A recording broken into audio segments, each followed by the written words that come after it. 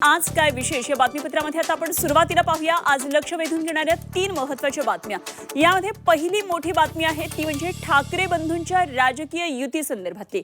मनपा निवडणुकांचा बिगुल वाजल्यानंतर आता राजकीय घडामोडींना वेग आलेला आहे। मागील अनेक दिवसांपासून एकत्र येतोय असं दोन्ही ठाकरे बंधूंनी जाहीर केलेलं आहे। त्याची अधिकृत घोषणा 2 दिवसांमध्ये होणार आहे आणि या घोषणेकडे संपूर्ण राज्याचं लक्ष आहे। त्यातच आज शिवसेना युबीटीचा मेळावा होतोय, त्यामुळे आदित्य ठाकरे पदाधिकाऱ्यांना या मेळाव्यामध्ये काय मार्गदर्शन करतात यावर लक्ष असणार आहे। दुसरी महत्त्वाची बातमी ती म्हणजे महायुतीच्या गोटातून मुंबई महापालिकेसाठी शिवसेना आणि भाजपची जागा वाटपाची पहिली बैठक आज होतीये आणि या बैठकीमध्ये काय ठरणार याकडे लक्ष असेल।